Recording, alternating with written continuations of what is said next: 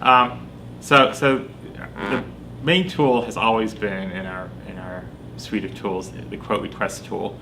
But it was written 6 years ago, and since then has been added on to as piecemeal as we get requests in. We've also just had more requirements put to us in terms of being more transparent and more information that we want to provide our customers. So we are revamping that tool and adding also a tool, an accompanying tool called the quote verification tool. With these two tools, the customer should be able to truly make use of that dynamic catalog concept where they go out, they get a request, and when they get that request back, they have quotes that they can then delve into our catalog, pull out the information. What is the full description?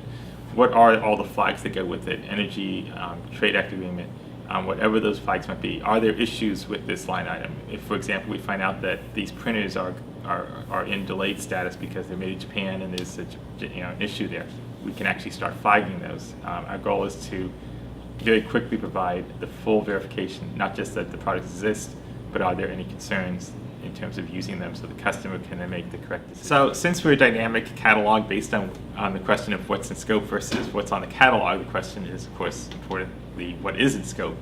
Well, clearly anything in the IT hardware world is, and that's pretty easy to define. It's anything in the IT hardware world. It's anything that has to do with computers or PCs or laptops, accessories that go with them, wiring and so on. It also has to do with networking and telecommunications. We also have, in SEWP-4, we added AV in the full extent, so any type of audio-visual equipment, teleconferencing, video conferencing.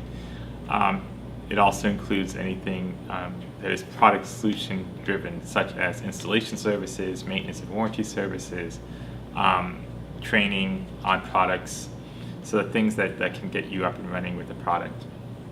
We're not primarily a labor support service contract, so we're not really here to provide huge labor support contracts, but we're really to provide the hardware and software.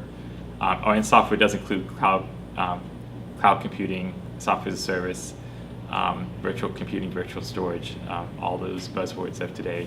Those are all available through these contracts as people define them. So it's still in, many of those ideas are still in the development stage in terms of what the requirements are out there, but once those are defined, they can be purchased through these contracts. As part of our quote verification and quote request tool enhancements, we've added the ability for the customer to see how much they're saving off the catalog price.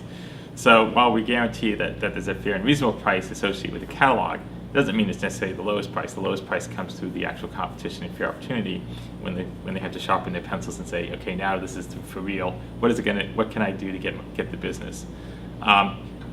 We went into it hoping and assuming that we were doing well, and we found that at a minimum, on average, we get about a 15% saving off of the catalog price. Very, very satisfied with that, very happy to see that we're not just paying, not list price, but catalog price, which shows the power of fair opportunity as required through the contracts, and shows that just going off and having catalog where you pick something is not good. You want to be able to actually get quotes, because then they do sharpen their pencils and get us the best price possible. But what's also important is that the customer can actually see that as they get their quotes in, so they don't have to rely on us saying 15%. They can see, oh, this time I got 20%, this time I got 10%. I didn't get anything this time, maybe I should go back out and compete some more and see if I can get better pricing. So that's one piece. Another thing that we do, and several customers have made very good use of, is they can always question the price. If they see something, the web is out there, people can compare it against what's on the web, and if somebody sees something that doesn't make sense on SEWP, they come to us, we can research. What we typically find is that there's some technical issue that's making the price higher on SEWP.